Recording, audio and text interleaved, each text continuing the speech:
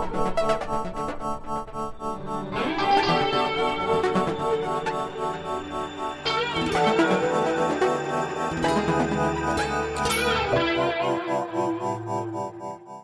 guys, I'm Dr. Roz. And I'm your man Kil, back for another episode of Marriage Exposed. Got a new question on tap. My husband and I have been having problems with our money for some time now. We're both shoppers, so as far as saving money, let's just say it's impossible. I remember seeing a video, you guys did a while back when Kil said that he told one of his friends to get a joint account and then not have separate accounts. So we tried that, and that has made things even worse. Can you please help us understand what are the best ways to go about solving financial problems in your marriage? Well, somebody got to be the hero. Both of y'all can't be spending. What you mean by somebody got to be the hero? Like, somebody's going to have to step up to the plate and say, we're not doing this anymore.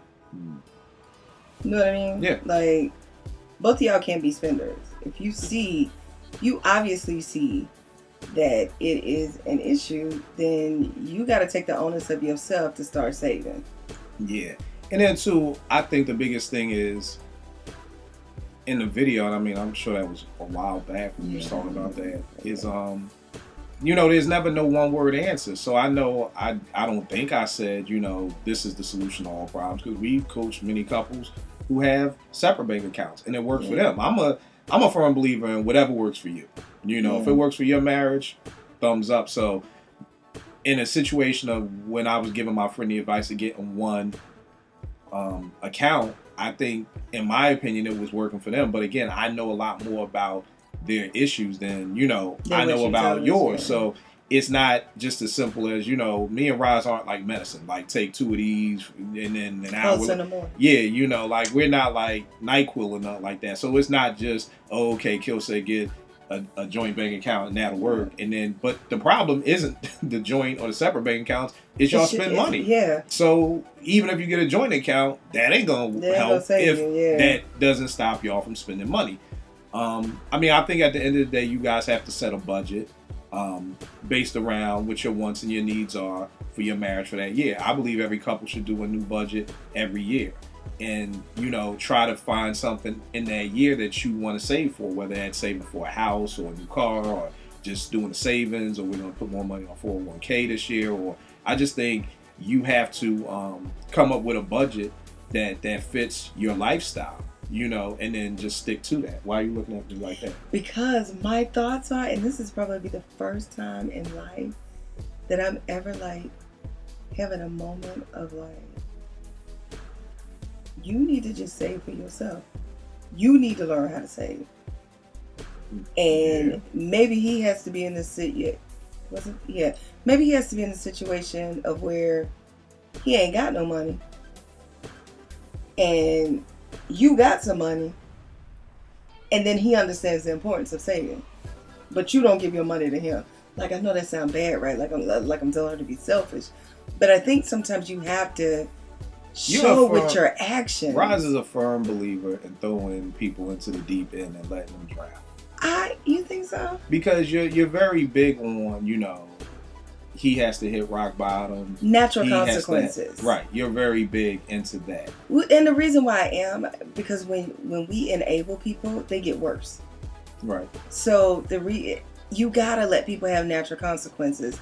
As harsh as it may sound, they've got to be able to see what it could look like.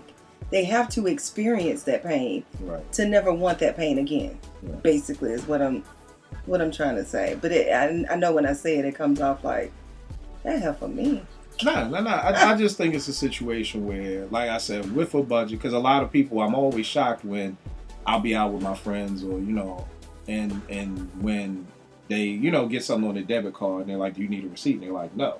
And I'm like, how do you do that? Like, I got to get the receipt and then bring it home and put it in the checkbook and know how much and all those things. So I'm always like, wow, you just got money like that where you ain't got to balance no checkbook. And I mean, that may be a good thing. But I think it may be the person that goes online and check their stuff all the time. Right. You know, but, you know, it's just a situation where even if you do have money like that, you may be surprised. A lot of people don't like budgets because it's a constraint. Yeah. You know, it's the constraint of there's not this much money for that. There's not that much money for this. And a lot of people don't like living like that. But it's about the bigger picture, you know, and that's why I was saying if every year you kind of sit down and you figure out, okay, this is how much I want to be saving, or, you know, this is how much, you know, I want to put in my 401k this year, and this is how much, this is about our future, you know, and I don't think they said their ages. So, you know, saving if you're married in your 20s is totally different than in your 30s, which is different than your 40s and your 50s and everything like that. So if you're in your 20s, you know, your saving may just be, hey, we want to go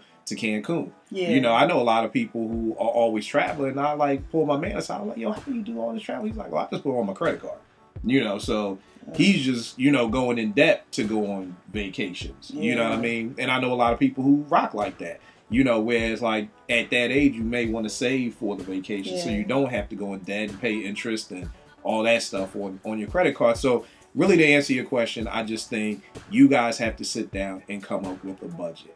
Is that going to be hard? Because y'all may even say, y'all may have money like that and say, okay, we both get $1,000 a piece to go shopping at the end of the month.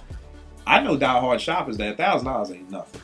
That may just be a watch. That may not even be the whole watch. They may still need another $1,800 to get the whole watch. So that may not be a lot, but at the end of the day, it's going to have to come down to those sacrifices because you need a savings. You know, I mean, that's just a moral to the story. God forbid you lose your job and you're going to have all these great clothes and Gucci bags and, you know, Movado watches, but you don't have a savings account. So I think it's, at the end of the day, it's going to come down to the sacrifice of not being able to shop the way you used to, unless y'all got money like that. No, they don't. I mean, they can't. Right. Otherwise, she wouldn't be writing us. Right. I mean, you know, not to be in her pockets, but I'm just saying, like, you need to take some responsibility too, and you need to start saving. And sometimes you have to be like the example sometimes. Right. In a marriage. And so you need to start saving, and you need to start saying, this is what I'm going to do with my money. And you'll see the difference. And then, hopefully he'll jump on board. It's baffling me how two spenders got together. I mean, well, we just got finished talking about how you always get with somebody opposite. Right, but I'm just saying, like, because you fall in love with somebody, and y'all love may be that y'all always go shopping together. You know what I mean? The same way two sports fans could fall in love with each other. Now they're fighting over who gets the season tickets. Why? Because we fell in love. That's one of the reasons we fell in love. I met him at a Knicks game. I guess that's true. You know, you got a point. You know, that's what we have in common. We love hitting them all up, and we love, you know, shopping. You know, but now that you're married, some of that money has to go in different places. You know, I always tell people before me and T got married, me and T, when we were just friends, went up to Philly, up to the mall up there just to hang out, and I ended up buying like a $600 stereo just off of GP. Like, I'm buying it, you know. I can't do that no more, you know, because you got kids and you got private school and all that stuff. So those things kind of had to sacrifice for that. And I even knew that when we decided to have Naomi. You know, like the bulk of my sneaker collection over there, that was brought prior to Naomi. Because I understood that once I have this child, a lot of my money is going to have to go in her direction. And I wanted to go in her direction, you know. Same thing with my records. The bulk of my albums I brought prior to Naomi. Because, well, I'm just thinking, like, the wanting for her, for your child, right, should also be the same wanting for your spouse. Right. And it typically is not. Now, you mean wanting for your spouse as far as, so... You know, you want the best for your child. You should want the best for your spouse, too. So, like, I want you to have an $1,800 watch, even though we don't have No, I'm not saying that. No, I'm not saying that. But if you're able to make a sacrifice for your child, then you should make a sacrifice for your... It shouldn't be such a problem. Because you want to make the sacrifice to send her to private school. Like, you want that. Right. So, I see what you're saying. So, you have to want the sacrifice for your... But the difference is it should both, on both their parts. On both ends. It should be a sacrifice to what the bigger picture is. Absolutely. That's why I was saying, when you're doing your budget, trying to figure out what do we want to save for this year? What is important for us this year? If it's to get a new car. If it's to be able to put more money down on the car to lower the monthly payments. If it's to get a house or whatever your goal is, that's what the sacrifice would be. So it's like, as like you said, you're sacrificing for the kid. In this place, both of you guys are sacrificing your expensive taste for whatever that goal is. But if you don't have that goal, then it's like working Naomi, towards anything. Without her being the goal, I would still be buying sneakers. Yeah. I still would be buying. I would have more stuff. So, but it's for the goal. But that's why I said it's so important for you guys to do a budget and then have that goal in mind. So you save for 2 weeks and see how you manage that. And then add on another 2 weeks. And then it's also going back to look at how your spending is, which I have to do a lot of times, is trying to figure out where you do a budget and it's like, yeah, at the end of the month you should have $800 left. But then you have to start looking at all the little things you did, and all those little things add up to take away from that $800 that you could have had at the end of the month. I mean, eating out every day. I know people who, I've got coworkers, or I've had coworkers who spend $15, $18 a day on lunch every day.